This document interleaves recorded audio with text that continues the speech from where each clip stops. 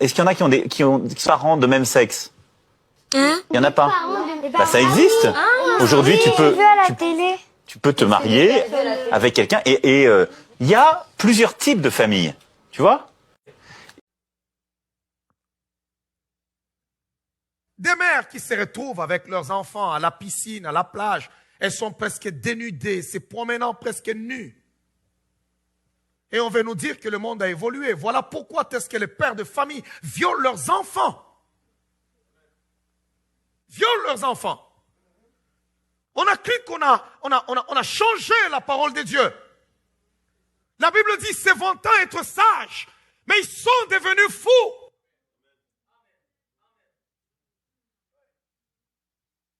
On ne peut pas corriger Dieu.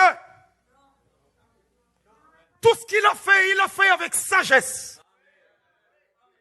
L'homme n'est pas le produit du Big Bang. L'homme ne vient pas comme ça du néant. Il s'est créé lui-même. Il n'existe pas lui-même. Si j'existe et si tu existes, c'est parce qu'un jour en Genèse, il y a eu un Dieu qui a parlé au ciel. Faisons l'homme à notre image, selon notre ressemblance, et qu'il domine.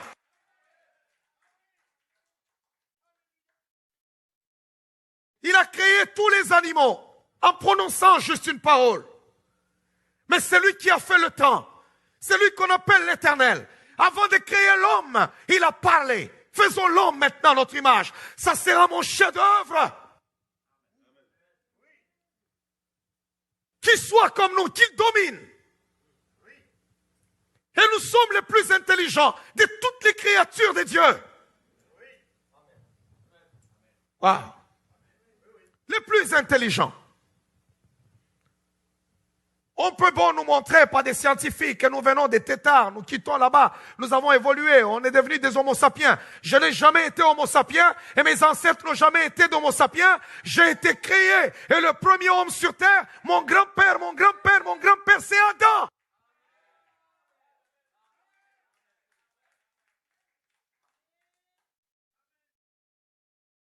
Et il y en a qui se posent des questions, qui disent, mais écoutez, la Terre, les scientifiques disent que la Terre existe, ça fait des milliards d'années. Mais vous êtes là. Adam, c'est hier ici. Si on compte là, ça fait presque 7000 ans qu'Adam existait. Ben oui, tu es ignorant. Ne sais-tu pas que la Bible dit au commencement, Dieu créa les cieux et la terre? On ne t'a pas dit en quelle date? Et puis tout d'un coup, la Bible dit, il y a eu un chaos. La terre était informe et vide. Et il y avait des ténèbres sur la surface de l'abîme. Tout s'est arrêté. Parce qu'il y a eu la rébellion. Et lorsque Dieu dit encore que la lumière soit, c'est comme si on a repris encore l'exercice des choses. Alléluia. Ouais. L'homme a fabriqué le téléphone. L'homme est allé dans l'espace. L'homme a créé des choses. Et lorsqu'il regarde, il réfléchit, il dit, est-ce qu'il y a un créateur? Il se dit, je pense pas. Je suis Dieu pour moi-même. Mais laisse-moi te dire que la mort n'est pas la fin.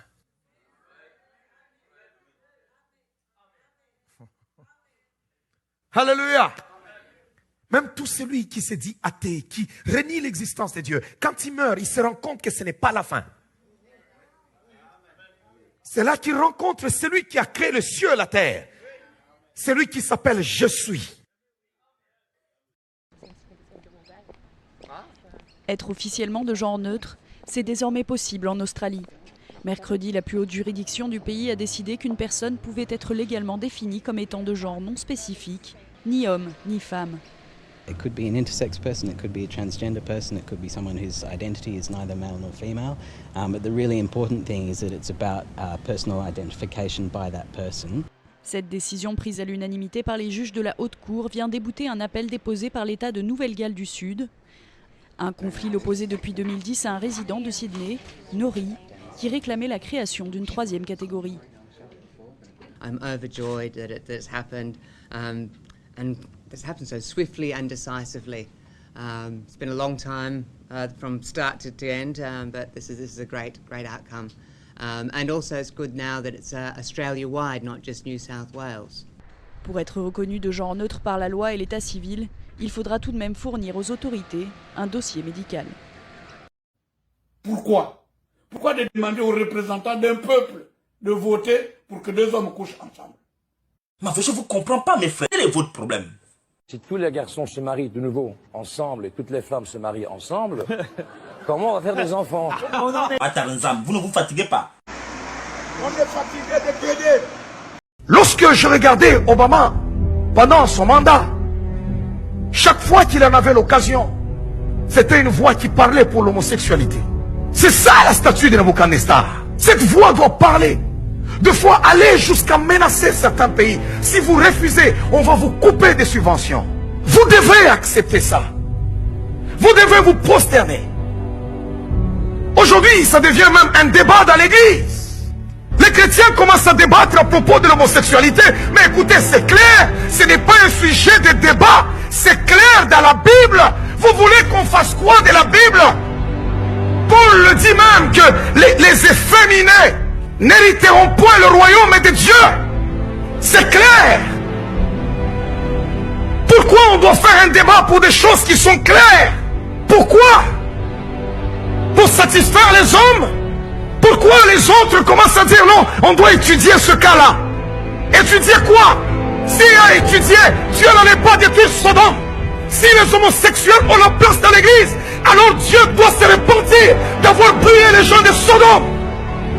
Dieu doit demander alors pardon aux gens de Sodome. S'il a détruit Sodome, c'est de nous lancer un message fort.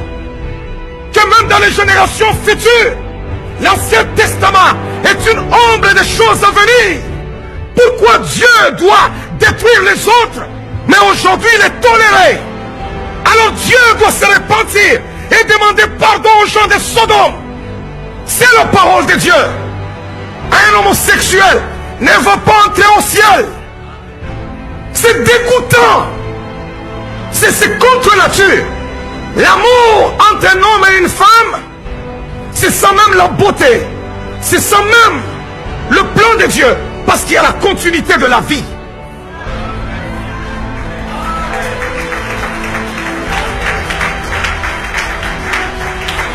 Il y a la continuité de la vie.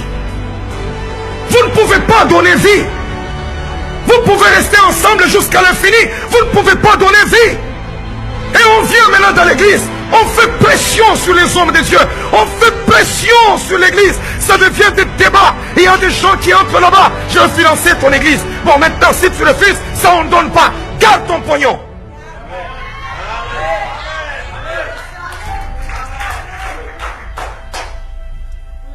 Merci Seigneur, puisque je ne suis pas pauvre. 4 hommes. Pour toi, a-t-il été si difficile d'inviter des femmes? Je ne suis pas un homme, monsieur. Vous n'êtes pas un homme? Ah non. Non, je ne sais pas ce qui vous fait dire que je suis un homme, mais je ne suis pas un homme. Votre apparence? Ah bon? Ah bah, il ne faut pas confondre identité de genre et expression de genre, sinon on va déjà mal partir. Alors, expliquez-moi. Je suis non-binaire, donc ni masculin ni féminin, et je refuse qu'on me genre comme un homme. Comment vous définissez-vous? Comme non-binaire. Comme non-binaire? Oui. D'accord, mais ni masculin ni féminin. C'est ça. Ça ne résout pas le problème des femmes sur le plateau. Ça ne résout pas le problème des femmes sur le plateau, mais ne dites pas qu'il y a 4 hommes sur le plateau, c'est le mégenré et c'est pas très agréable. Non, mais je suis désolé si je vous ai offensé. Je voudrais aussi dire qu'il n'y a pas seulement un manque de genre féminin, de femmes sur le plateau, mais il y a aussi, on voit aussi que le plateau est très, très blanc aussi. Notre collectif Stop Popping Washing, d'ailleurs, est mené par... Il va nous dire qu'il n'est pas blanc. Bah non. C'est-à-dire? Bah non, je suis à moitié libanais. D'accord, mais... Bon, non, mais c'est intéressant qu'on interroge tous nos propres stéréotypes autour de la table, parce que sans même m'avoir posé la question, vous supposez que je suis un homme, seulement par mon apparence, vous estimez que je suis blanc, donc en fait, je pense que justement, c'est très intéressant. La frontière de nos propres stéréotypes, elle est à mon avis beaucoup plus fluide que ce qu'on peut penser. Homosexuel, écoute-moi. L'homme ne couche pas avec l'homme. C'est une perversion. C'est démoniaque. C'est satanique. C'est démoniaque. Que les blancs nous disent tout ce qu'ils veulent. Faites les lois que vous voulez.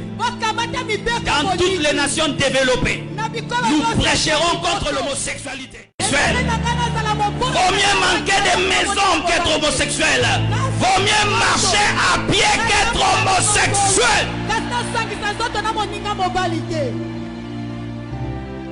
Tu vas aller en enfer pour un poste. Tu vas aller en enfer pour une maison.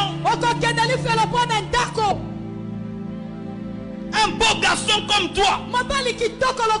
Cette beauté-là qui donne encore à un homme. Quel gâchis, mon frère. J'étais pas bien dans mon corps. Et je me disais à maman des idées suicidaires. Tellement que j'étais pas bien dans mon corps. Et un soir, j'ai dit à maman, je suis une fille. Et là, elle a... Yeah. Ouais, c'était un peu ça, c'était très bien vu. C'est ça. C'était un énorme soulagement pour nous.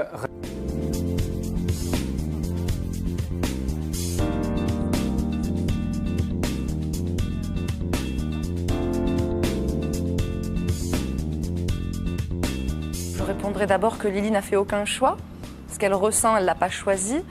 Et ensuite, si vous rencontrez des enfants de 8 ans qui ne savent pas s'ils sont une fille ou un garçon, peut-être je pourrais les prendre en séance éducative quelques jours, parce qu'un enfant à 8 ans, il doit savoir s'il est un garçon ou une fille.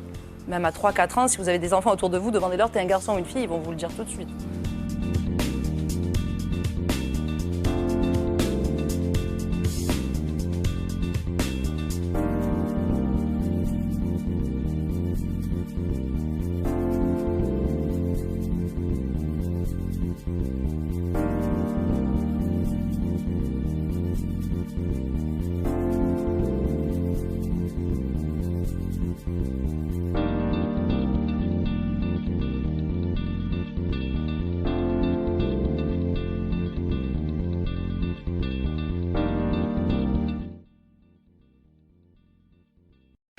Et il n'y a pas une autre vérité en dehors de la Bible. La vérité n'est pas dans le Coran. La vérité n'est pas dans le bouddhisme. La vérité n'est pas chez les Rose-Croix. La vérité n'est pas chez les Illuminati. La vérité n'est pas ailleurs. La vérité est en Jésus-Christ. Seul Jésus est la vérité. Et sa parole est la vérité. Je suis désolé que le pape te dise, non, les homosexuels ont droit à entrer dans l'église ou qui que ce soit. Je suis désolé, Dieu n'est pas catholique. Alléluia. Dieu n'est pas catholique. Comme ils disent, non, les gens là-bas, oh bon, l'église anglicane a autorisé le mariage homosexuel. Dieu n'est pas anglican. Dieu n'est pas dans les complaisances et les caprices des hommes. Dieu est derrière sa parole afin de l'accomplir. Et cette Bible, c'est la bonne nouvelle.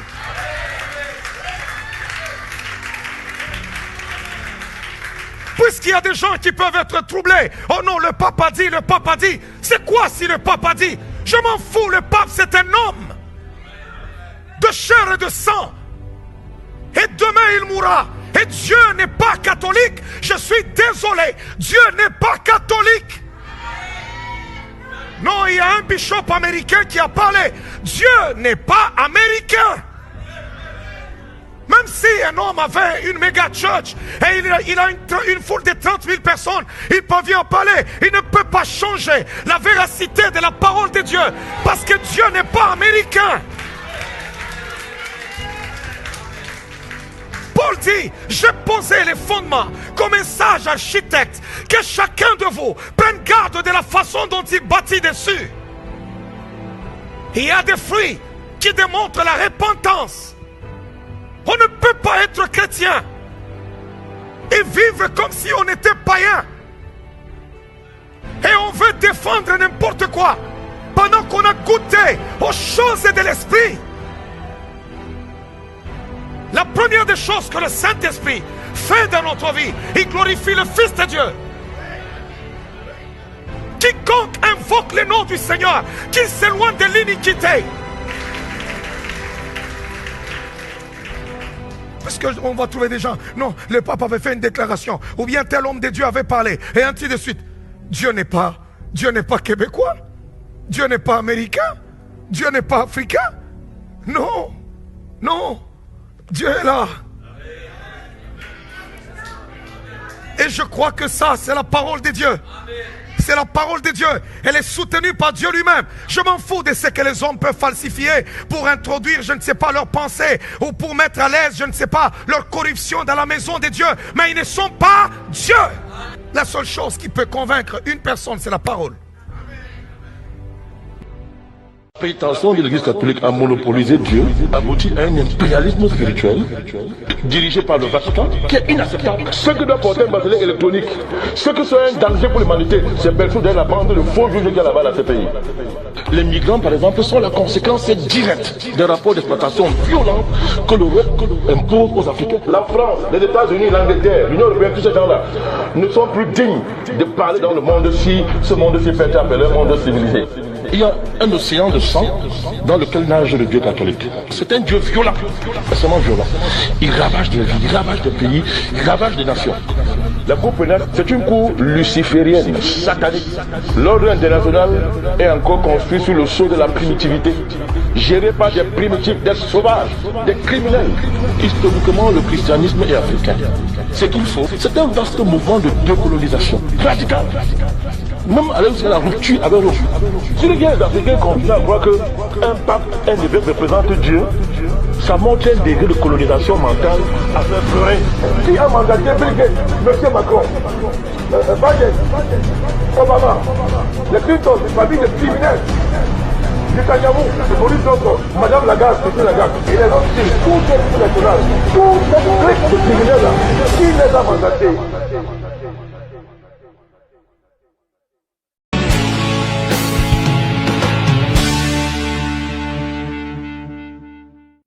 Je m'adresse plus particulièrement aux représentants du système des Nations Unies au Gabon et aux représentants de l'ONU-SIDA au Gabon.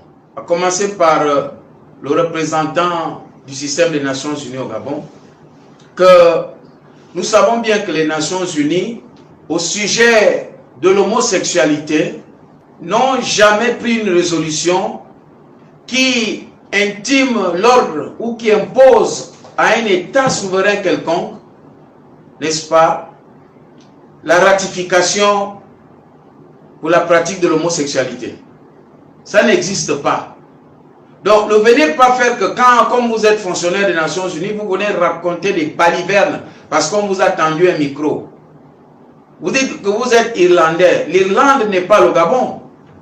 Et comparaison n'est pas raison. Quand vous venez comparer les pays, les Nations Unies, vous-même vous êtes les Nations Unies. Les Nations Unies ont déjà développé quel pays? Montrez-moi un seul pays que les Nations Unies ont déjà développé en faisant des routes et en créant des richesses. Rien du tout. Vous parlez des choses que vous ne connaissez pas. Vous venez parler de tolérance. Tu sais ce qu'on appelle la tolérance? On n'est pas en Irlande ou ailleurs ici. Chaque pays a ses spécificités. Le général de Gaulle lui-même a traité les Nations Unies pour un machin. Mais parce qu'effectivement, c'est un machin.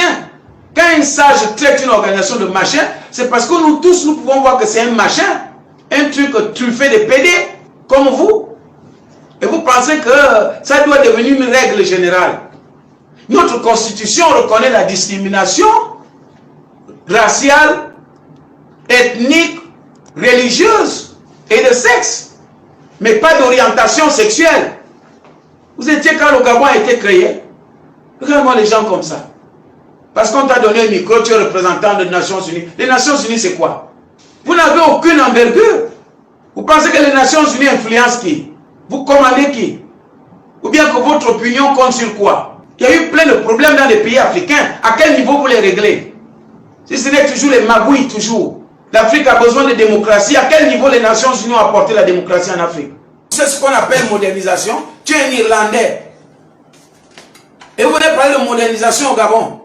Là où on cherche encore à établir une démocratie. Là où on cherche encore à avoir des routes. Là où on cherche encore à avoir des salles de classe pour que tout le monde apprenne au même moment. Pas jusqu'à 18 h. Voilà les problèmes que vous devez régler au Gabon. Vous ne construisez aucune salle de classe au Gabon. Tout ce que vous proposez, c'est des programmes de PD pour enseigner ça aux enfants à l'école. En Europe et partout, montrez-moi ce que les PD ont développé en Occident. Montrez-moi ce que l'homosexualité a apporté comme grand changement en Occident. Pour dire que c'est au Gabon que le modernisme au Gabon a avancé. Avancé en quoi? Parce que vous êtes là, l'Organisation des Nations Unies, vous êtes des organisations qui doivent venir dans les pays pour se rassurer que le pays ne se développe pas. Voilà votre mission. Ça a été créé pour ça, pour se rassurer que les pays qui doivent être condamnés à rester sans se développer doivent rester ainsi. Et vous n'avez que des perfusions pour nos pays. On ne meurt pas, on ne guérit pas, mais on reste sous perfusion. Vous n'avez aucune mission de développement. Voilà le copil qui traîne là. Même ceux qui payent 20 000 francs pour soi-disant truc VIP. Il y en a qui, ça fait 2 semaines qu'ils ont payé. Et les résultats ne sont pas arrivés. Malgré les 20 000 francs qu'ils ont payés. Alors vous avez apporté quoi aux copines? Donc pour vous, l'indice de développement du Gabon, c'est l'homosexualité. À quel moment vous avez à la télévision pour parler des problèmes du peuple gabonais? Puisque vous venez parler du peuple gabonais, des coutumes du Gabon. À quel moment vous avez vu pour intervenir sur des choses importantes dans notre pays? À quel moment? On ne vous a jamais vu. Maintenant j'en viens à celle qui s'appelle, cette burundaise-là, qui est ici, c'est qui là? Représentant de l'ONU-SIDA. Représentant de l'ONU-SIDA. Toi-même tu es du Burundi. Tu peux aller parler d'homosexualité au Burundi. Tu dis je suis bantou, je suis catholique. Le catholicisme autorise l'homosexualité. Est-ce que tu connais même ce qu'on appelle la tolérance? Est-ce que tu connais ce qu'on appelle le progrès? Tout progresse, même la maladie progresse. La tolérance peut aller dans le sens de la bêtise. Dans ta famille, ça existe depuis. Il y a combien de PD dans ta famille? Au Burundi, tu peux aller parler de ça là-bas? Vous allez parler de tolérance, vous allez parler de je sais pas trop quoi, des chiffres, j'ai des chiffres. Parce que tu parles à la télévision et comme tu es à l'ONU-SIDA, tu apportes des faux chiffres, on ne sait pas où tu les ramasses. Tu as publié quel livre? Avec les chiffres. Où sont les enquêtes que tu as menées pour venir parler des chiffres à la télévision? Le Burundi a des problèmes de démocratie. On vous a vu là-bas intervenir. Allez parler des problèmes sérieux chez vous. Hein? Le Burundi a des problèmes de démocratie que tout le monde connaît. Des violences et tout ça là. Que le Burundi connaît. Il y a des organisations internationales. On a même mis des commissions d'enquête. Jamais des résultats. Voilà les problèmes que tu dois aller traiter au Burundi. Vous allez venir parler des choses que tu ne connais pas. Tu es bantou. Et puis quoi encore? Bantou de télévision. Parce que doctorat c'est quoi? Tu as une morale qui vaut le caca d'un chien. Et toutes les personnes que vous encouragez à être PD là, sont nées de qui? Toi-même tu es né de qui? Tu es né de PD? Tu es né d'un couple PD? Ou Gouin? Pour dire qu'il n'y a pas d'impact. Si Adam et Ève auraient dit à Dieu, on ne peut pas procréer, envoie-nous encore un homme et une femme, comme ça nous sommes des PD. Je ne sais pas si on aurait procréé. Et quand vous avez vos convictions sataniques, gardez-les pour vous. Le Gabon est un pays de croyants. Et tous les croyants du Gabon sont contre l'homosexualité. Je parle bien des vrais croyants, pas ton genre, qui se proclame alors que vous ne l'êtes pas. Parce que si tu es croyant, tu vas te référer à ce que tu crois. Tu ne vas pas te référer à la philosophie. La parole de Dieu n'est pas philosophique. La parole de Dieu est pragmatique et directe. Donc si tu es catholique, tu trouveras que ce soit dans les canons ou dans la Bible, vous allez trouver que l'homosexualité est condamnée. Parce que le catholique se réclame de Christ. Gabon est un pays de croyants. Pas un pays de satanistes comme vous. Vous venez faire l'apologie de Satan. Et vous venez à la télévision pour parler de ça. Parce que vous êtes ONU-SIDA. Combien de malades de SIDA tu as soigné? Docteur Ndachi, Yimine Ndachi, quoi là? Hein? Combien de malades du SIDA tu as soigné au Gabon depuis que tu es là? Il y a plein de problèmes au Burundi. Démocratie, les problèmes ethniques même, il y en a plein là-bas. Tu as fait quoi là-bas? Et l'ONU même a fait quoi? Ton type de l'ONU là, ton Irlandais de l'ONU là, vous avez fait quoi là-bas? Puis on va vous appeler à l'ONU-SIDA au lieu de l'ONU-SIDA. Et puis vous venez, toi tu viens parler au Gabon, toi, net, il faut là tu viens parler au Gabon. Franchement, il n'y a pas de problème au Burundi. Va parler des PD au Burundi, tu vas voir toi-même là-bas. Toi, tu ne peux même pas parler au Burundi de PD. Tu ne peux même pas. Même dans ta propre famille, même dans ton entourage, tu auras même peur. Tu sais ça. Et c'est ici que tu viens à la télévision. Tu vas parler de Bantou. Le Burundi, c'est un pays Bantou. Va dire ça là-bas. Va dire ta bantouitude là-bas. Chaque pays se développe avec ses ressources, ses compétences, ses intelligences, sa culture et ses valeurs. C'est ça la souveraineté d'un pays. Chaque pays est capable d'exercer sa souveraineté comme ça. sans besoin de l'ONU, encore moins de l'ONU-SIDA ou la NUS-SIDA. Et vous voyez comment vous énervez les gens? C'est-à-dire pendant que nous avons des problèmes existentiels pour lesquels nous attendons des réponses concrètes de la part du gouvernement ou de ceux qui peuvent venir en appui, voilà ce que vous venez nous présenter. La valorisation de l'homosexualité. Ça prouve à suffisance que vous êtes vraiment des malpropres. Dieu n'a pas créé de queer, Dieu n'a pas créé de pédé. Dieu a créé un homme normalement pour avoir le désir de la femme et a créé la femme normalement et naturellement pour avoir le désir de l'homme. Voilà ce que Dieu a créé.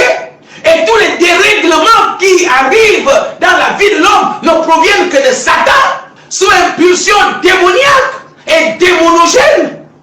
Vous ne pouvez pas me dire que hier, les PD étaient des gens anormaux et qu'aujourd'hui ils sont normaux. Ils sont toujours déréglés. Ils sont toujours déréglés. Ce n'est pas un problème intellectuel. C'est un problème génétique qu'il faut régler.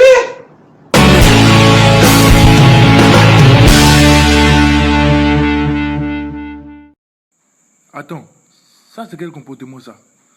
Qui êtes-vous pour me juger? Je suis PD et j'assume. C'est pas vous qui portez mes couches.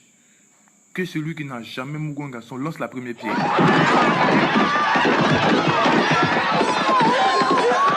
On a un problème, on arrive tranquillement. Donc ça suffit maintenant. Oh, sur les pédophiles! Les pédocriminels! Oh, confiance! Pédocriminels! Oh, confiance n'est pas facile! Confiance n'est pas facile! Vous êtes qui? Oui, arrêtez maintenant. Vous arrêtez pas? Oh, sur toi! C'est une mal aux jeunes comme ça! Mais ça va. Ne touchez pas la main pour vous avez des œillères. J'acclame les pédophiles. J'acclame le pédophile. Maintenant tu es ma femme. Vous arrêtez de filmer. C'est qui? Vous arrêtez de faire des conneries, hein. Qu'est-ce que ça veut dire? Non, je sais. Vous êtes mariés avec le diable. Mais mademoiselle, laissez-moi répondre. Vous êtes folle. Bon courage, madame. On connaît. Le réveil va être difficile. Pédocriminel. Il allait donner son derrière à quelqu'un. Il dit, un garçon qui donne son derrière à son ami garçon, c'est un maudit. Ça là, on ne peut pas justifier ça. Alléluia. Parce que si moi je te dis que parce que tu dis que tu es chrétien, je te crois sur parole. Maintenant, ce que tu fais là, je fouille dans les Écritures, Ecclésiaste chapitre 1, le verset 9 à 10. Ecclésiaste chapitre 3 aussi, le verset 13 à 14. On va lire les deux passages. Et vous-même, vous allez voir. Ecclésiaste 1, 9 à 10. Oui. Ce qui a été. Ce qui a été là. C'est ce qui sera. Aujourd'hui, tu me poses la question de quel sort est réservé aux homosexuels. Je vois aussi dans l'Ancien Testament, dans les Écritures, ce qui a été. Je n'ai pas encore vu un fils de Dieu, après avoir donné son OK, son Amen au Seigneur Jésus-Christ, qui allait donner son derrière à quelqu'un. Jamais. Ça là, ça n'existe pas. Comment tu vois ton ami garçon et puis tu laves tes lèvres?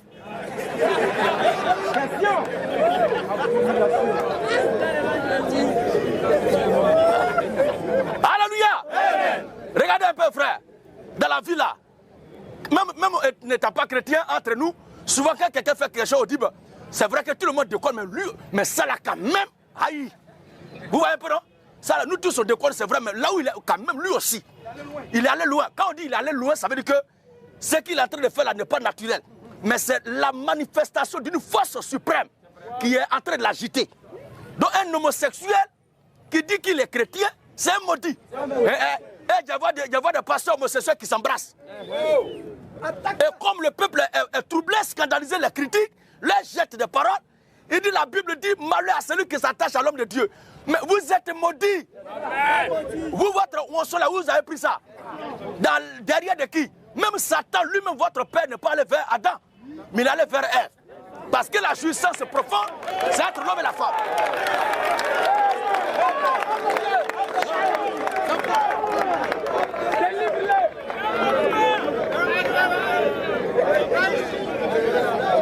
Alléluia.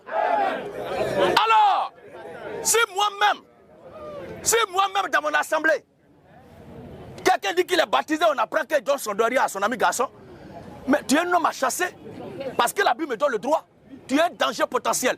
Parce qu'il y a le principe d'infiltration que le camp adverse utilise dans tous les combats pour infiltrer le camp de l'ennemi pour lui faire du mal. Alors un homosexuel qui s'introduit au milieu de nous pour ne pas qu'il détruise la vie de nos enfants, on va lui tuer. Il y a plusieurs églises, il faut aller quelque part. Parce qu'il y a un endroit là-bas, on dit l'église est trop grande pour refuser les homosexuels. Ah, vas-y frère. Ecclésiaste 3, 14 à 15. Hein? Ce qui est. 13 à 14. Oui. Oui. Ce qui est. Ce qui est. A déjà été. A déjà été. Et ce qui sera. Et ce qui sera. A déjà été. Tu vois un peu? Et Dieu ramène ce qui s'est passé. Voilà. Donc quand je vois le sort et ce qui s'est passé hier, au cas où il y avait un homosexuel, c'est la même chose que je vais te dire aujourd'hui. Demain encore, si un enfant de Dieu se tient quelque part pour prêcher, c'est la même chose qu'il va te dire. Personne ne cautionnera l'homosexualité dans l'église. Tous les homosexuels sont anathèmes. Aucun homosexuel ne verra Jésus. Oui frère. Lévitique 23. Il est écrit. Si un homme couche avec un homme. Couche avec un homme. Comme on couche avec une femme. Ils ont fait tous deux une chose abominable. Et la Bible dit quoi? Ils seront punis de mort. Comme la sentence suprême de tuer là est proscrite dans le Nouveau Testament, on te chasse. Si on attend ça là, on t'éloigne même. Abat les violeurs. Abat les pédophiles. Les homosexuels. Abat les lesbiennes. Il y a des femmes de pasteurs, on a vu les bêtises, les réconcilier sur les réseaux sociaux. Et caniche lappe en bas d'elle. Toi, une sorcière comme ça, chien, lappe en bas de toi, tu as tété dans la chair. Donnez votre vie à Jésus. Dragon. Abomination. Toi, chien lappe en bas de toi, tu as dit Jésus vous aime. Donnez votre vie à Jésus. Alléluia. On doit d'abord te délivrer. Tu es possédé par Satan. Alors frère, dans la Bible, je n'ai pas encore vu où un enfant de Dieu a pratiqué pareille chose. Mais il peut arriver qu'un enfant de Dieu chute et cela fait partie de la vie de l'être humain.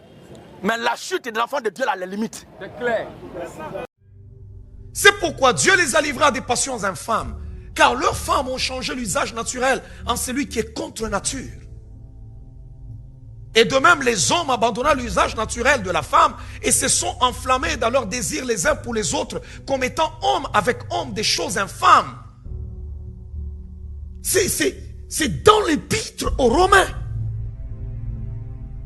Ces choses s'est pratiquées à Rome.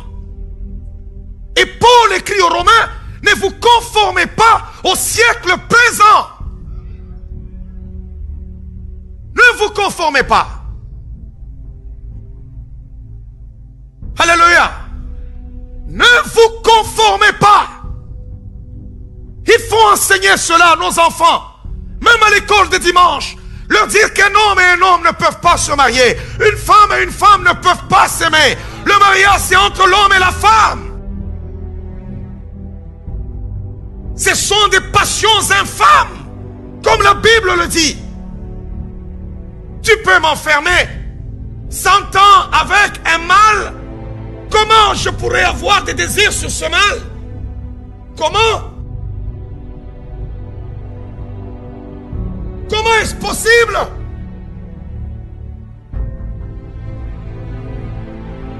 Écoutez-moi, jeunes gens. Si ton professeur est homosexuel, cela n'est pas une bonne chose. C'est de la perversion et de l'abomination. Il n'appartient pas aux hommes de faire des règles, mais il appartient au Créateur d'établir des règles pour ses créatures. Et celui qui a créé l'homme a dit, tu ne coucheras pas avec un homme comme on couche avec une femme. Tu ne peux pas aimer une femme comme toi, avoir de l'attirance, mais comment est-ce possible? Comment est-ce possible? Et aujourd'hui dans l'église, on fréquente l'église avec des gens du même espèce. Pensez-vous que le Saint-Esprit puisse descendre sur une personne qui est suée de cette manière?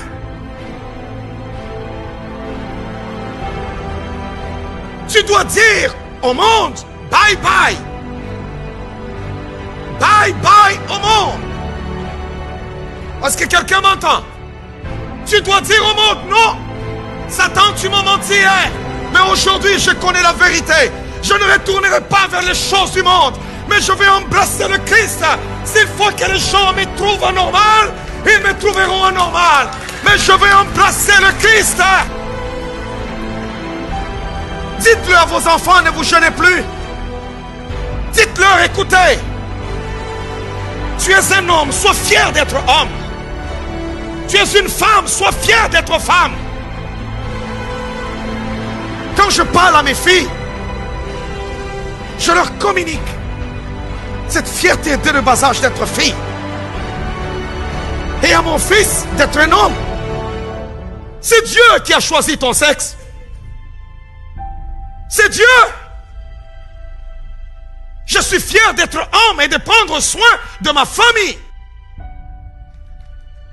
Pouvez-vous prendre du temps avec vos enfants en leur lisant la parole de Dieu, en partageant la parole de Dieu? N'allez pas ailleurs, ne parlez pas seulement des bénédictions, mais lisez Lévitique chapitre 18 ou Lévitique chapitre 20. Faites connaître ces valeurs-là aux enfants. Ça ne m'intéresse pas. Les mini-jupes, ça ne m'intéresse pas. Me promener le nombril à l'extérieur, ça ne m'intéresse pas. Si tu ne t'habilles pas en te promenant le nombril à l'extérieur, tu vas mourir, tu cesses d'être fille. Est-ce que tu cesses d'être une femme? Qui t'a menti? Qui t'a menti? Ne vous conformez pas au siècle présent. On nous fait croire que lorsque toi tu n'es pas habillé en taille basse comme tout le monde, tu es le dernier des hommes. Celui qui expose tout son corps et tout son derrière devant le monde entier est celui aujourd'hui qui a plus de valeur. Qui t'a menti? Wow. Nous avons à l'église des gens qui ne sont pas transformés par la parole de Dieu, mais ils sont transformés, modélés par les hommes et le monde. Je veux ce matin que la parole du Seigneur puisse se transformer. On ne peut pas prêcher l'évangile aujourd'hui.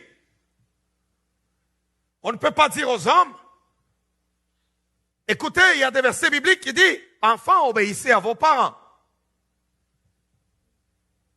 C'est le premier commandement avec une promesse. Honore ton père et ta mère afin que tu vives longtemps. Waouh! Ces versets-là sont déchirés par la DPJ.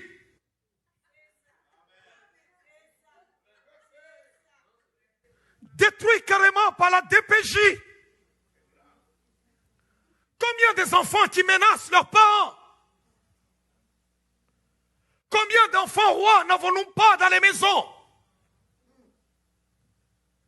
Mais tous ces enfants arrivent à l'église. Ils sont là. Seigneur, Seigneur, je t'aime. Yes, Lord, yes, Lord. Mais une génération de méchants.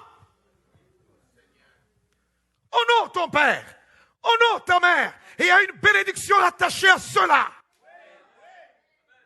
Tu ne verras pas la nudité de ton père, c'est ton père. Tu ne verras pas la nudité de ta mère, c'est ta mère. Mais honore-les.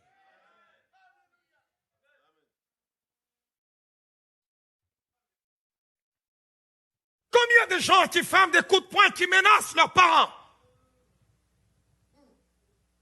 Hey! Attention! Papa regarde, il n'a plus d'énergie. Le jeune est dans la fleur de l'âge. Il menace. Il y a certaines choses qui ne t'arrivent jamais dans la vie. Même lorsque c'est sur le point d'arriver, que l'ange de Dieu vient te sortir de là. Wow. Quelqu'un m'entend? Que l'ange de Dieu te sorte de là. Tu ne peux pas. Est-ce qu'il y a des enfants ici qui m'écoutent? Honore ton père et ta mère. Honore ton père, honore ta mère. Écoute ton père, écoute ta mère. Tu ne peux pas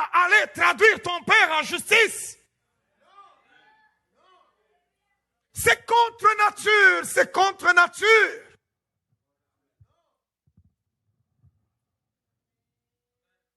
Je ne parle pas des parents qui sont drogués, des violeurs. Non, je parle des parents normaux. Parce que la Bible déclare, et vous, pères, n'irritez pas vos enfants, mais instruisez-les selon le Seigneur.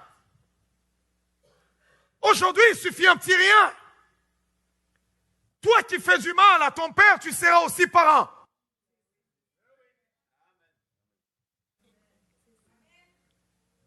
Nos sociologues ont échoué. Toi, tu abuses des autres, tu oublies que demain, c'est toi qui seras abusé. C'est toi qui seras demain parent aussi. Si toi, tu en as donné un coup de poing, toi, on t'en donnera 2, avec le bénéfice d'un 3e.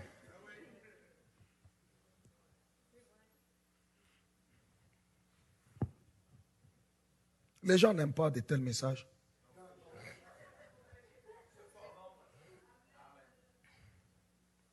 Vous trouvez les gens qui élèvent leurs enfants, ils ont peur. Mais c'est leurs propres enfants. Ils ont peur. Et vous trouvez des petits là, des 12, 14 ans, qui connaissent déjà les règles et les affaires. On les a déjà chanté ça à l'école. Tu trouves les parents à peur. S'il a crié, non, pardon. Je ne peux pas crier pour toi, je te demande pardon. Pardon. Répétons que je te pardonne. Et il marche même lentement, il baisse même son pantalon. Je te pardonne.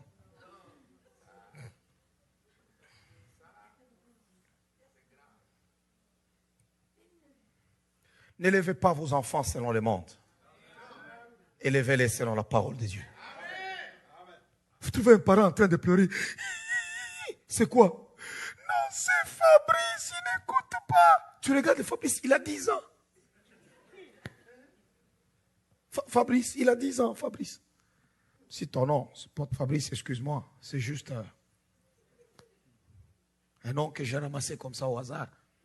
J'ai beaucoup de noms dans mon cerveau. Des fois, il m'arrive de les ramasser au hasard comme ça, à gauche et à droite. C'est Fabrice. Fabrice, ça fait quoi? Il ne veut pas laisser laver, Fabrice. Parlez à vos enfants avant d'aller à l'école que nous sommes une famille chrétienne. Nous sommes des chrétiens. Nous honorons Dieu dans cette famille. Il y a des valeurs que tu vas aller écouter à l'école. Ça reste là dans ton école. Ça ne franchira pas dans ma maison ici. Parce qu'ici, Jésus-Christ est le premier chef de cette maison.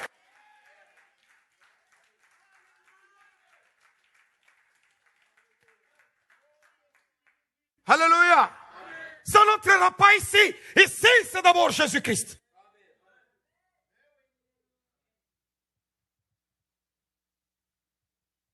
Papa, je dis maintenant, c'est assez. La ferme.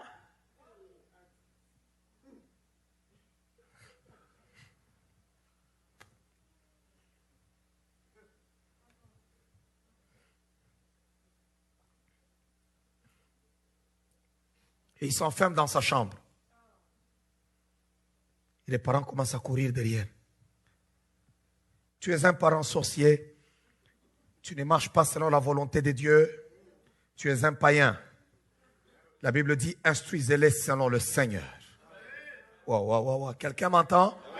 Selon le Seigneur. Et ça, le Seigneur ne le permet pas. Comment est-ce qu'on peut prêcher sur le verset « Femmes, soyez soumises à vos maris » ? C'est devenu des versets tabous. On ne peut plus les prendre. Pourquoi? Parce que le mouvement féministe est aussi dans l'église.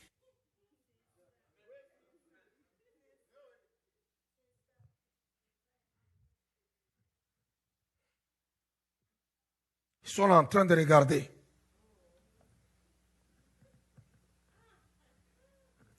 Je m'en fous de ce qu'on peut te dire à l'extérieur. Ici, c'est ce qui prend.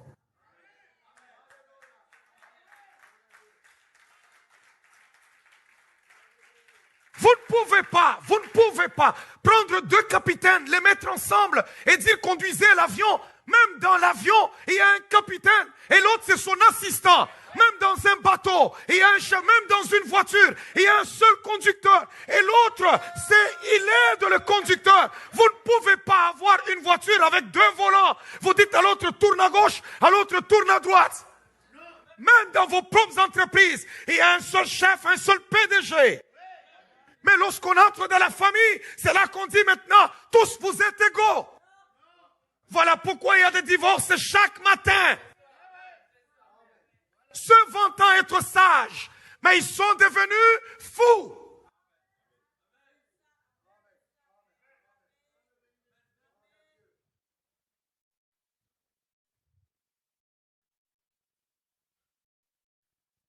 Quand tu prêches ça, on va te traiter de misogyne. Il y a quelqu'un qui n'aime pas les femmes. Je travaille à mes côtés avec beaucoup de femmes. J'ai été élevé, j'ai eu aussi une mère.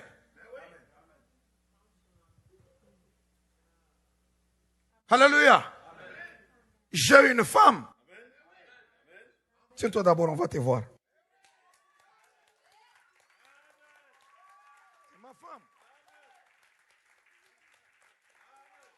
Alléluia. Mais Dieu ne l'autorise pas de prendre ma place. Je suis le chef de la famille.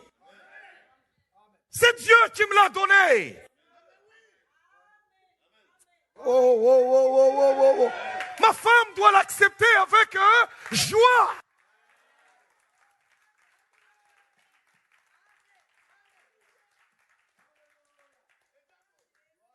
Quand on parle de la soumission, les gens veulent commencer à s'expliquer. Je ne veux pas m'expliquer. Soumission, c'est soumission. Non, c'est passé. Vous êtes dans une sous-mission. Donc c'est une mission. Tous vous êtes sous la mission. Est-ce que c'est français ça?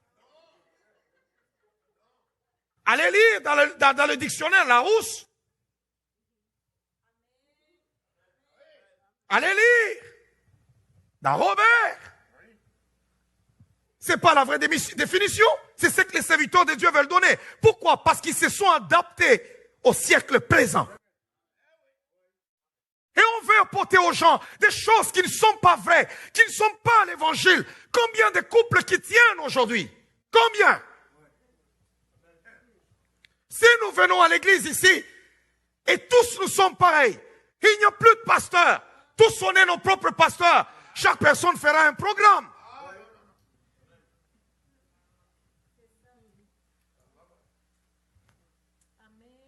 Ne vous conformez pas. Se conformer au siècle présent est un péché devant Dieu.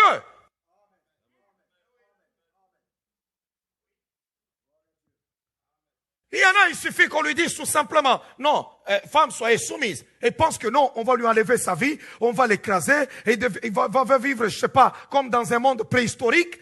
C'est faux. C'est faux, il y a archi faux. On veut nous présenter ces femmes-là qui sont en cagoule, en niqab, et puis qui ne laissent rien que les yeux, qui regardent là, on dit, vous voyez, c'est ça la soumission. C'est faux. C'est faux, c'est faux. Ça, c'est leur coutume. Que la Bible combat même. Ça n'a rien à voir avec la soumission.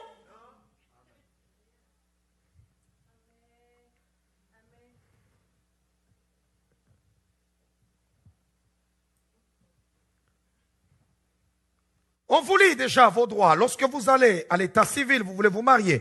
On vous lit déjà, on vous dit tous deux, vous êtes égaux. Bon, maintenant, l'autre décide, nous allons vivre à Montréal. L'autre décide, nous allons vivre à Québec. Bon, maintenant, tous deux, nous sommes un.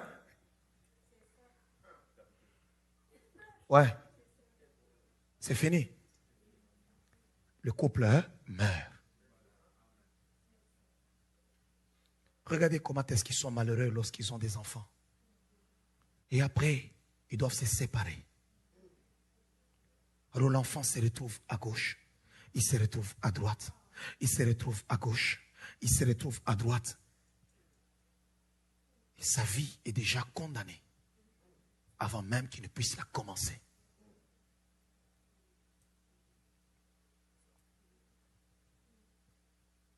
Tellement que vous avez vu beaucoup de films. Il suffit une petite discussion là.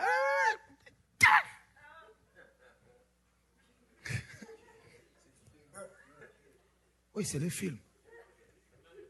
Il y a des gens qui peuvent sourire ici, ils font semblant parce qu'on l'a giflé la semaine passée.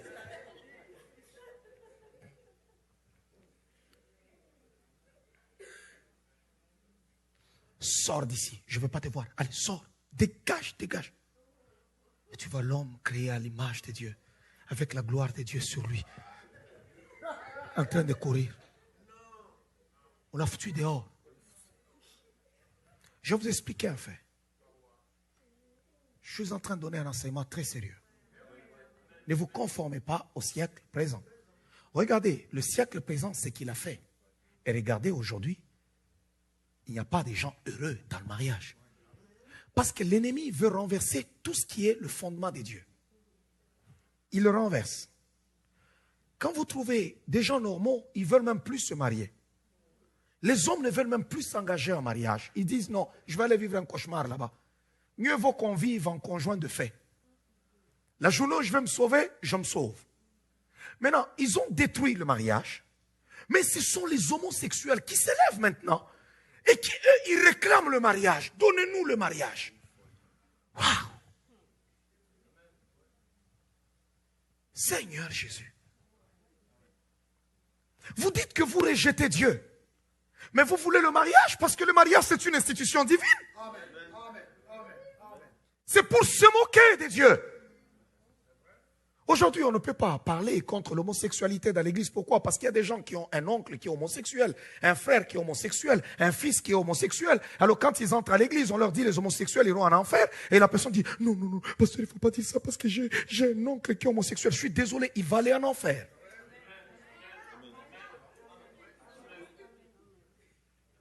Qu'il soit ton grand-père, qu'il soit ton fils, qu'il soit ton père, qu'il soit ta mère, les homosexuels vont en enfer. C'est des pratiques occultes, c'est de la perversion. L'homosexualité n'est pas seulement un péché, c'est plus qu'un péché, c'est une abomination.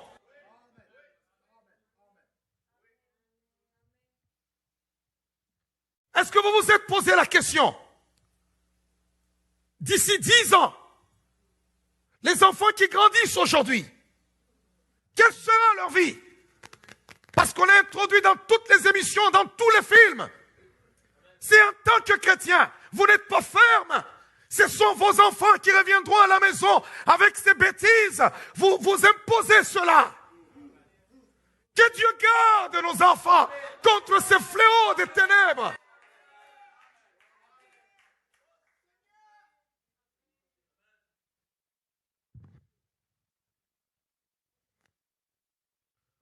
On a déshabillé l'homme de toute sa gloire. On l'a déshabillé, on l'a laissé sans gloire. On a pris la femme, on a fait croire à la femme que la place que tu as n'est pas bonne. C'est là que vous trouvez une femme qui veut parler comme un homme. C'est pas beau, hein? C'est bien quand tu trouves une femme doit être femme. Tu la trouves là, elle a une belle voix de femme que Dieu lui a donnée. Bien aimé, l'homme peut être costaud comme un catcheur américain. Tu peux trouver sa femme, elle est toute petite comme ça, mais elle maîtrise le gars.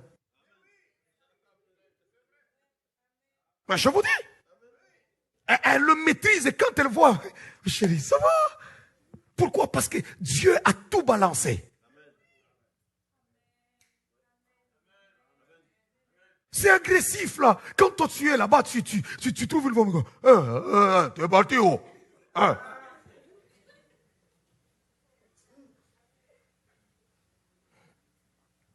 J'ai toujours dit une chose. Quelle que soit la dureté de l'homme, lorsqu'il rencontre une vraie femme, elle le maîtrise. Amen. Elle le maîtrise. Quand une femme ne sait pas maîtriser son homme, posez-lui la question. Vous allez vous rendre compte que c'est un âne sauvage.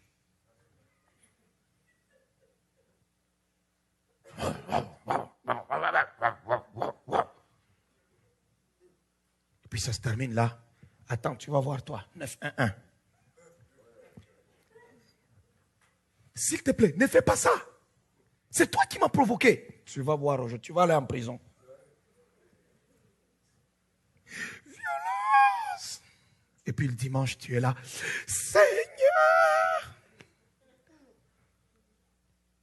Vous savez, ce qui va sauver l'homme, ce n'est pas parce que quand tu vas vivre comme dans le monde, c'est lorsque tu vivras comme dans la Bible.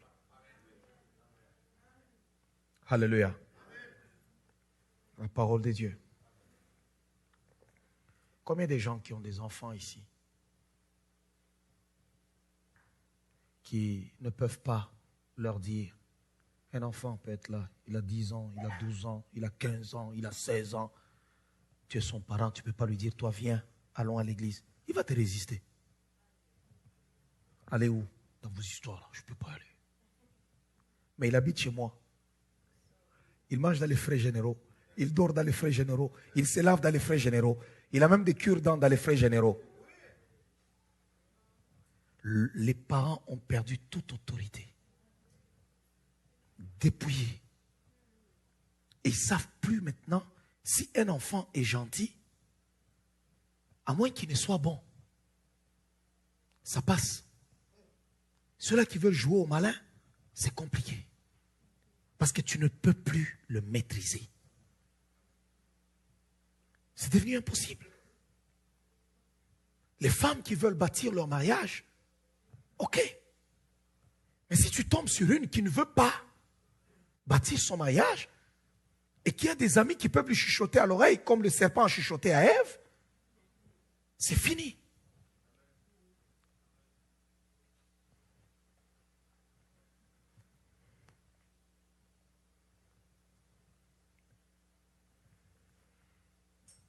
Si ce matin tu dis non, bon, il ne faut pas aller dans cette église-là parce que le pasteur là, lui, il prêche certaines choses, ne viens pas.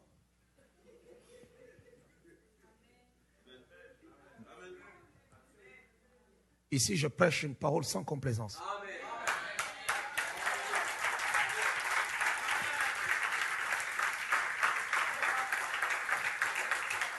C'est sans complaisance.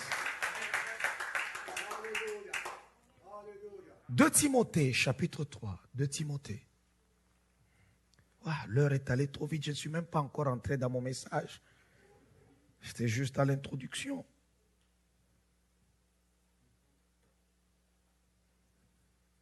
Nous voulons remplir nos églises, nous voulons que ça soit plein pour plaire aux hommes. Non. Mieux vaut convertir 2 personnes, avoir une église de 2 personnes, mais des gens sauvés. Et qu'un jour, que je me présente devant Dieu au ciel, et dis, Seigneur, voilà ce que tu m'as donné. Je te les ai gardés. Plutôt, Seigneur, j'étais un pasteur de 5000 personnes. Mais il n'y a qu'une seule personne qui a été sauvée. Je t'ai toujours dit qu'il y a des serviteurs de Dieu qui seront déjà traversés, il est au ciel, mais le Seigneur dit, Gabriel, appelle-le d'abord, fouettez-le, celui-là, il a été un mauvais, fouettez-le, on te fouette, mais tu es au ciel. 2 Timothée, chapitre 3.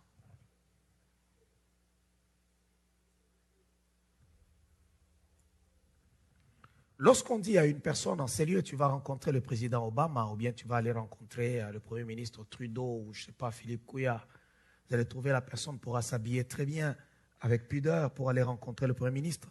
Mais dites aux gens, chaque fois, venez à l'église pour aller adorer le roi des rois. Regardez des fois comment certains chrétiens sont habillés tout en entrant dans l'église. Il y en a, lorsque vous adorez, vous ne pouvez même pas les regarder. Pour ne pas pécher ou ne pas être distrait, tu dois juste lever les yeux vers le ciel et danser, tout ça. Vous trouvez des gens qui vont adorer le Seigneur comme s'ils allaient à la piscine. Tout ça, c'est exposé, c'est à l'extérieur. Si Dieu t'a béni, t'a donné une poitrine généreuse, pourquoi est-ce que tu vas chercher à exposer tout devant tout le monde? Pourquoi? Pourquoi il faut être vraiment en mini-jupe là et pourquoi? Pourquoi il faut s'habiller d'une façon là? C'est trop serré. Pourquoi? Parce que c'est à la mode. Il faut aller courir vers la mode. Ne vous conformez pas au siècle présent. Ne vous conformez pas au siècle présent. j'étais pas bien dans mon corps. Et je me disais à maman des idées suicidaires, tellement que j'étais pas bien dans mon corps. Et un soir, j'ai dit à maman, je suis une fille. Et là, elle a... Yeah. Ouais, c'était un peu ça, c'était très bien mieux. C'est ça. C'était un énorme soulagement pour nous.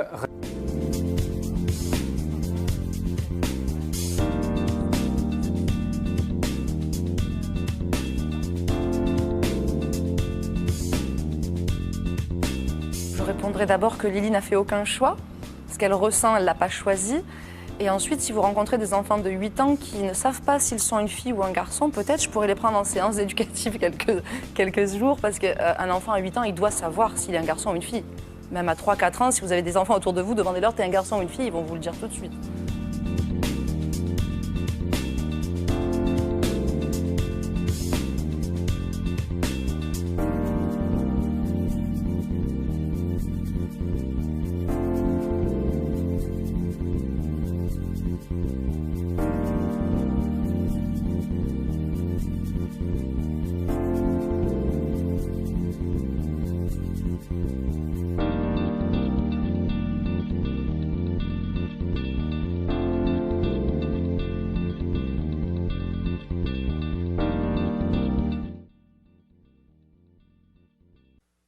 Chaque siècle marque une génération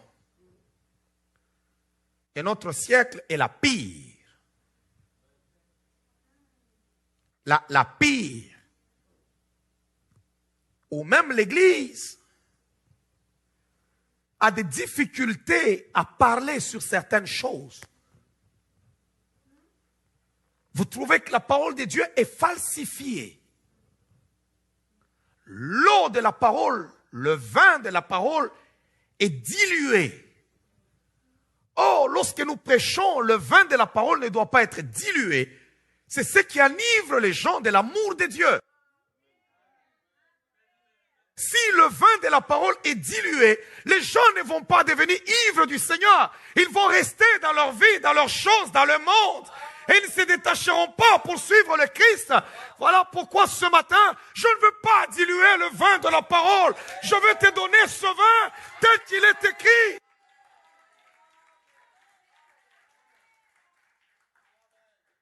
Laisse-moi te dire ce matin que le vin de ce que je veux te prêcher, c'est 100% alcool.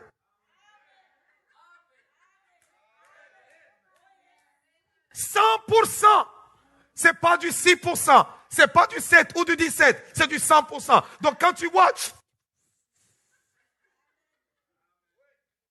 ce matin, en sortant des Seigneurs, tu vas devenir ivre du Seigneur. Qui était allé avec lui dire, nous ne pouvons pas monter contre ce peuple car il est plus fort que nous. Et ils décrièrent devant les enfants d'Israël le pays qu'ils avaient exploré. Ils dirent, le pays que nous avons parcouru pour explorer, c'est un pays qui dévore ses habitants. Il y a des villes qui dévorent. Non, je vous dis vrai. Il y a dans des endroits, quand tu y vas, tu y entres comme ça dévore. Et il y a des géants comme ça dans cette ville de Québec qui ont déjà enfermé les ministères, qui ont enfermé les églises pour que les églises ne sortent pas la tête. Mais qu'ils le veuillent ou pas, ils entendront les pas de Christ marcher dans cette ville.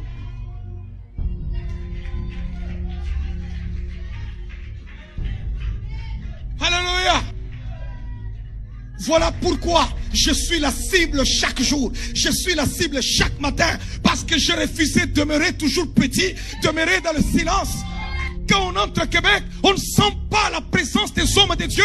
On sent la présence des bars, des danseuses nues. On sent la présence de n'importe quoi, mais sans la présence de Dieu. Non, quel que soit le prison de cette ville, parole de vie sortira.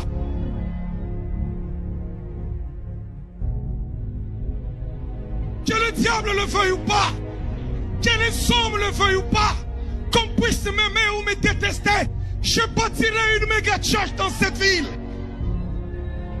Qu'on le veuille ou pas, que les démons s'opposent ou pas, le diable n'est pas Dieu. Si Jésus n'est pas mort sur la croix, la méga church n'arrivera pas. Mais si Jésus a vécu en chair, il a fait marcher avec le sang, cette méga church se lèvera dans cette ville de Québec.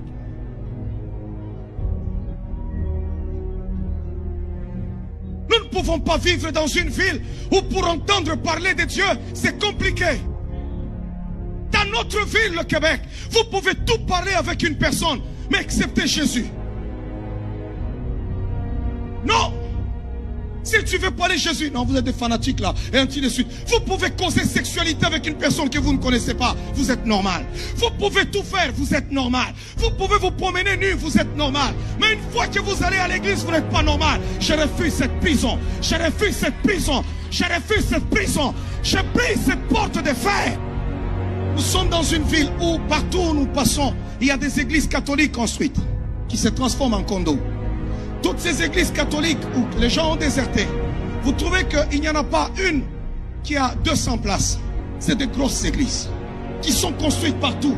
Or, pendant qu'on les construisait, la population n'était pas au nombre que nous sommes aujourd'hui. Mais elle s'est remplissée. Maintenant, aujourd'hui que nos églises évangéliques s'élèvent et sont incapables de réunir 500 personnes, je dis non, il y a quelque chose de spirituel. Il y a un chef qui a mis une prison pour enfermer l'œuvre de Dieu, pour que tout ce qui est de Jésus ne passe pas dans la ville. Nous disons à cet homme fort, à ce géant-là, si Dieu nous est favorable, si Dieu nous est favorable, nous prendrons cette ville. Nous prendrons cette ville. Je refuse cette prison. Alléluia. Les chrétiens vivent dans l'indifférence. Vous trouvez des chrétiens qui combattent des chrétiens. C'est des chrétiens qui disent du mal des autres chrétiens. Des prisonniers. Ne comprenez-vous pas que si seulement un seul parvenait à lever la tête, réunir 10 000 personnes, nous allons vivre les retombées. C'est le nom de Christ qui sera élevé. Parcourez la ville. Trouvez les gens. Mon ministère dérange. Tous ces gens-là qui m'insultent chaque jour. À qui dois-je de l'argent? À qui ai-je fait quelque chose? Et il y a des gens que je ne connais même pas, dont je n'ai jamais serré la main, mais ils ont mon nom dans la bouche. Écoutez, qu'ils le veuillent ou pas, personne ne me découragera. Personne.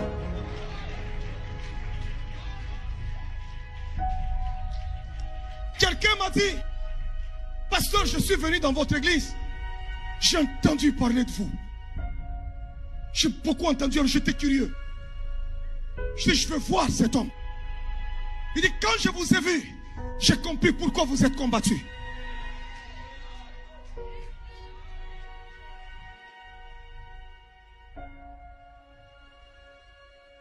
La prétention de l'Église catholique à monopoliser Dieu aboutit à un impérialisme spirituel dirigé par le Vatican qui est inacceptable. Ceux qui doivent porter un bracelet électronique, ceux qui sont un danger pour l'humanité, c'est Belfou de la bande de faux juges qui est là-bas dans ce pays. Les migrants, par exemple, sont la conséquence directe des rapports d'exploitation violents que l'Europe impose aux Africains. La France, les États-Unis, l'Angleterre, l'Union européenne, tous ces gens-là ne sont plus dignes de parler dans le monde-ci, ce monde-ci fait appeler un monde civilisé. Il y a un océan de sang dans lequel nage le Dieu catholique. C'est un Dieu violent, extrêmement violent. Il ravage des vies, il ravage des pays, il ravage des nations. La Cour pénale, c'est une cour luciférienne, satanique. L'ordre international est encore construit sur le sceau de la primitivité, géré par des primitifs, des sauvages, des criminels. Historiquement, le christianisme est africain. Ce qu'il faut, c'est un vaste mouvement de décolonisation radical. Même aller jusqu'à la rupture avec l'autre. Si les gars africains continuent à croire qu'un pape, un évêque représente Dieu, ça montre un degré de colonisation mentale à faire pleurer. Qui a mandaté Bill Gates, M. Macron, Biden, Obama, les Clinton, c'est famille de criminels. Netanyahu, c'est Boris Johnson, Madame Lagarde, c'est Lagarde. Et les autres, c'est tout les national. Tous les clics de criminels là, qui les a mandatés?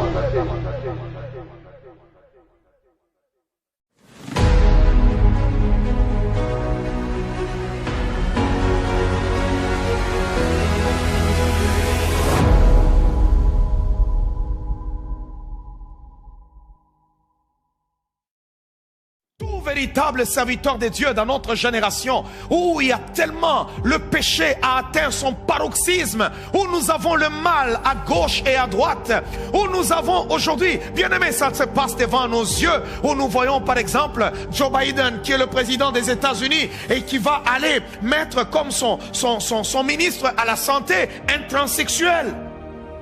Ça se passe sous nos yeux.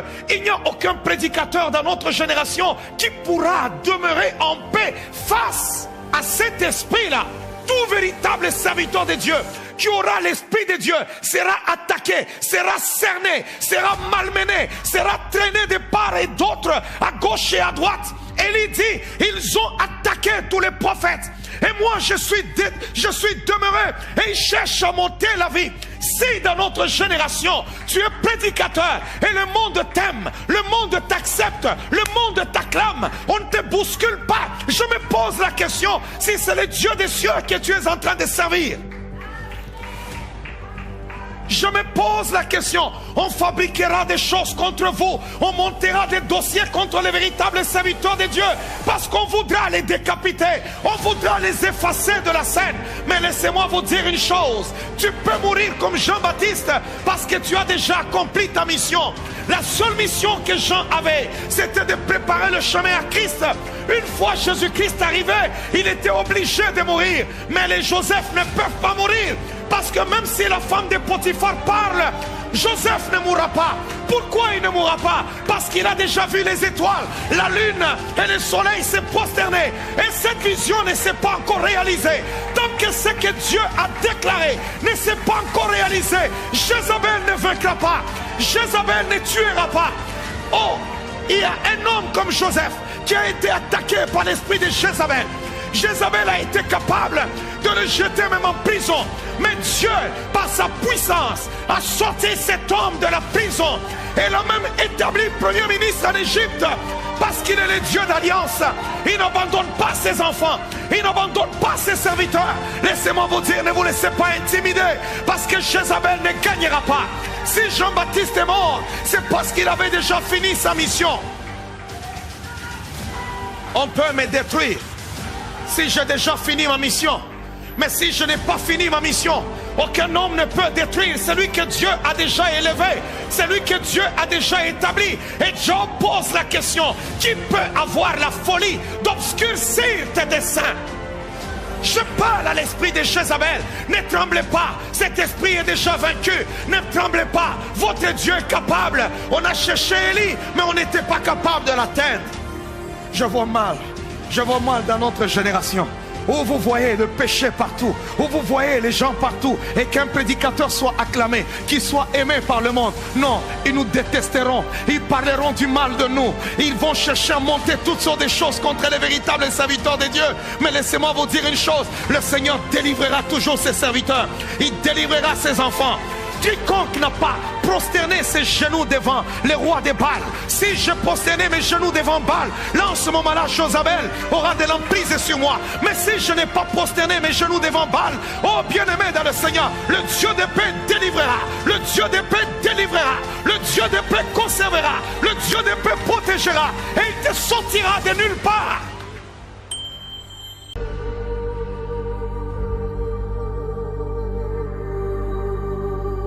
Ceux qui sont derrière le coronavirus créeront depuis des années l'avènement d'un nouvel ordre mondial. Nous le connaissons tous. Mais nous aussi, nous parlons d'un nouveau monde qui n'a rien à voir avec le nouvel ordre mondial. Le nouveau monde dont nous parlons, c'est un monde de justice, c'est un monde de paix. Ce nouveau monde, ce serait un monde qui serait réconcilié avec le Créateur universel, le Père universel de tous. Dieu, oui, nous l'assumons, nous l'assumons. Le monde nouveau qui arrive, c'est un monde qui fera une place centrale à Dieu, Créateur du ciel et de la terre. Pas dans une démarche religieuse. Un monde où les LGBT ne seront plus une valeur. Un monde où la famille telle que nous l'avons connue retrouvera sa place et sa couronne glorieuse. Un monde où l'école ne sera plus un lieu où on bourre les enfants, avec des connaissances livrées, dépassées, qui ne peuvent même pas leur permettre d'affronter un virus. Un monde où il y aura une école nouvelle, l'école de la vie, réconciliant les connaissances avec la vie de la nature, avec les pulsations du monde du cosmos. Un monde nouveau, où l'université va développer les technologies de demain, les vraies technologies, qui permettent, n'est-ce pas, à l'homme de s'épanouir sans être accompli avec la nature. L'Afrique du Sud, où une jeune lycéenne vient de trouver une solution révolutionnaire et écologique pour faire face à la sécheresse. Chiara Nirghin, c'est son nom, fait partie en fait des finalistes de l'édition 2016 du concours Google Science Fair, une compétition scientifique qui est ouverte aux jeunes de 13 à 18 ans. Et si cette lycéenne plaît autant aux géants du web, c'est que son idée pourrait apporter une réponse aux problèmes importants posés par la sécheresse. Alors c'est quoi cette invention, Lisa? Sans chercher à effacer son prochain, sans chercher à être un Dieu qui n'a pas la capacité d'être un Dieu.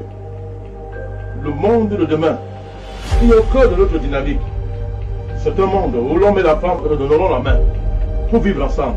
Pas un monde où ils seront en guerre, guerre fécondée par l'impérialisme et la cupidité capitaliste. Le monde de demain, c'est un monde où la modernité va se réconcilier avec les sagesses, les plus vieilles sagesses qui viennent des premiers âges de l'humanité. Oui, mesdames, messieurs, notre modernité nous effraie aujourd'hui parce qu'elle n'a pas d'âme et elle n'a pas de sagesse. Nous avons besoin de la sagesse. Nous avons besoin de la confiance. Et ces deux valeurs ne peuvent nous venir que d'une connexion avec le cosmos, avec Dieu. L'humanité est en train de dépasser la globalisation pour se lancer dans l'aventure cosmique, où elle va découvrir les merveilles de la création. Mais pour cela, il faudra que les mentalités humaines évoluent. Il faudra que nos esprits changent. Il faudra vraiment que nous entrons dans la civilisation de l'universel. Et pour apporter notre part à cette dynamique, il faut tout d'abord dire avec assurance, mesdames, messieurs, qu'une puissante alliance cosmique de nature géospirituelle et géopolitique veille sur l'humanité. Cette alliance est présidée par le Père universel de tous. Cette grande alliance conspire jour et nuit pour aider l'humanité à entrer dans sa destinée. Cette alliance cosmique est de loin supérieure à l'alliance maléfique et globale qui veut exterminer l'humanité. Le NMP fait partie de cette alliance cosmique. Les armes de cette organisation particulière sont spirituelles et ne relèvent pas de la chair. Les ennemis de l'humanité ne les connaissent pas. Mesdames, Messieurs, le monde, à la faveur du Covid-19, négocie un tournant majeur de son histoire. Mais nous croyons à la capacité des hommes et des femmes, non seulement à résister à la menace, mais à l'écraser et à la vaincre. Oui, nous vaincrons le Covid. Le monde sortira vainqueur du Covid. Il est déjà sorti vainqueur. L'humanité va triompher du Covid. L'Afrique va vaincre le Covid et va dépasser tous ces plans sordides et criminels qui ont décidé de l'anéantir. Oui, l'humanité va se réconcilier avec sa source créationniste, le Père universel. Et les hommes auront un avenir assuré. Le Cameroun, c'est un grand pays. Un grand destin l'attend. Et il est dirigé par un sage. Vive l'humanité. Vive l'Afrique. Vive l'Afrique centrale. Vive le Cameroun.